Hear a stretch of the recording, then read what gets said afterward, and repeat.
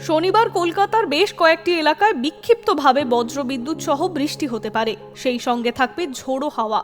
আগামী মঙ্গলবার পর্যন্ত শহরে এই আবহাওয়া চলতে পারে। একই পূর্বাভাস রয়েছে হাওড়া, হুগলি, উত্তর 24 পরগনা, বীরভূম, মুর্শিদাবাদ এবং নদিয়ায়। কোথাও কোথাও ঝড়ের হাওয়ার বেগ পৌঁছে যেতে পারে ঘন্টায় 50 কিলোমিটারে। এছাড়াও সোমবার থেকে ভারী বৃষ্টির সম্ভাবনা রয়েছে দক্ষিণ 24 পরগনা, পূর্ব মেদিনীপুর, পশ্চিম মেদিনীপুর, ঝাড়গ্রাম, পুরুলিয়া, বাঁকুড়া, পূর্ব বর্ধমান এবং পশ্চিম বর্ধমানে।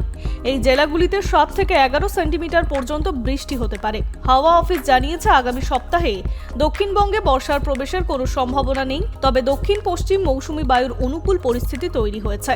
উড়িষ্যা, বিহার এবং ঝাড়খণ্ডের কিছু এলাকায় বর্ষা প্রবেশ করবে 2 দিনের মধ্যেই। পশ্চিমবঙ্গে একই সময় বর্ষা ঢুকতে পারে। সময়ের আগে বর্ষা প্রবেশ করেছে উত্তরবঙ্গে। দার্জিলিং, জলপাইগুড়ি, কালিম্পং এবং আলিপুরদুয়ারে শনিবার ভারী থেকে অতি ভারী বৃষ্টি হতে পারে। এছাড়াও ভারী বর্ষণের সম্ভাবনা রয়েছে কোচবিহার, উত্তর দিনাজপুরেও। সঙ্গে ঘন্টায় 40 থেকে 50 কিলোমিটার বেগে ঝোড়ো হাওয়া বইতে পারে কোথাও কোথাও। আগামী সপ্তাহের শেষের দিকে উত্তরের জেলাগুলিতে দুর্যোগপূর্ণ আবহাওয়া থাকবে। মালদা এবং দক্ষিণ দিনাজপুরে আপাতত ভারী বৃষ্টির সম্ভাবনা নেই, তবে বজ্রবিদ্যুৎ সহ বিক্ষিপ্ত বৃষ্টি চলবে বিস্তীর্ণ এলাকায়। উত্তর এবং দক্ষিণবঙ্গের জেলাগুলিতে আগামী 2 দিন তাপমাত্রা একই রকম থাকবে।